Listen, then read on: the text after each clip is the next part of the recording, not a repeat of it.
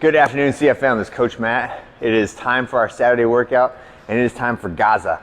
This is one of my favorite workouts personally because it is one of the most mentally challenging workouts that we have ever done. And there's a lot of different ways to attack it. However, I always want to start this workout or the brief for this one by saying, do not feel like you have to do the entire thing. In fact, you probably should be asking permission from the coach to see if you can do the entire thing, and then we'll determine if that's a good idea on the day that you show up or not. This is one that has so much volume and so much duration on it that it could get you in trouble if your mind is stronger than your body, right? That's where you get into the rhabdomyolysis concerns or delayed onset muscle soreness that's really, really bad, or joint overuse stuff from the high box jumps, or just risk of falling on the box because it's a high box jump and you're going to be really, really tired from it. Okay, so with all of those caveats and the scare tactics that I use to try to make you make smart decisions, I want you to really rationally think about it of all right, I want to do something challenging every once in a while. I have to test myself. I have to push my limits in order to progress, right? But I also don't want to be so destructive that I can't train for a week or that it really gives me a significant injury or any of that stuff, all right? So again, smart adult decisions and communication with the coach to make sure that we're doing the right thing on the day of Gaza. And then also, there's only going to be one workout today or Saturday. It's going to be at 8 a.m. and we're all going to do it together.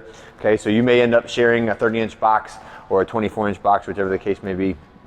And that, hopefully that's okay, and we'll spread out enough that it should not be a big issue. Okay, so we'll start with the warm-up. We're going to go pretty simple, a 200-meter jog, 5 reps of the bench or box T-spine opener. So if you want to get your box out, the T-spine opener is just a little bit of prep work for the lats and the thoracic spine, but get your elbows on top of the bench or the box and try to push your head through and then pull yourself up, and then again push your head through and feel that stretch as the upper back opens up and your lats stretch a little bit on that.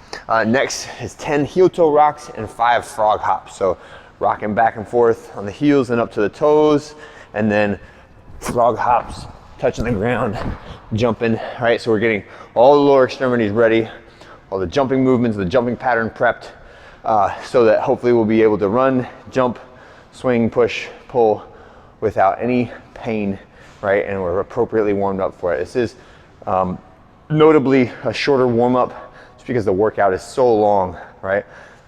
You will get warmed up as we go, and you should also not be starting out super, super fast like you would on a workout like Fran or the Kurt, right?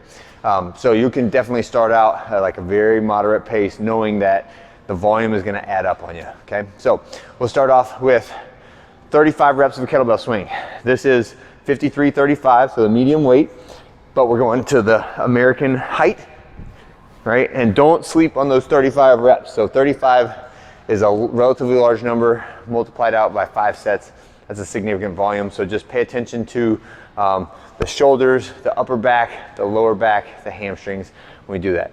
Next, we're gonna go to 30 push-ups. Push-ups, standard range of motion, chin and chest touch the ground every rep, and then arms extended at the top. Or if you're using an assistance device, I would like to see your chest touch whatever it is that you're pushing off of. So if it's a bench, I want your chest to touch the bench. If it's an adjustable pull-up bar, I want your chest to touch the adjustable pull-up bar. Next, we're going to pull-ups.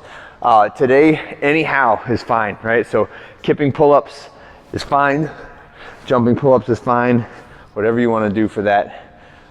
And in general, I would say if you're gonna get to the point where you're down to 1s and 2s on the pull-ups, and the set of 25 pull-ups is taking you 4 or 5 minutes to get through, that's probably time to add some assistance to that movement so that you can get through with 25 pull-ups in 90 seconds or less, right? Even when you're really fatigued, okay? And then the last thing is a box jump, right? So this is just from the ground for RX today. It is not just how you get on top of the box, or it's not just getting on top of the box, it is jumping. So we're gonna jump, land, stand tall on top of the box, step or jump down, and the box is high.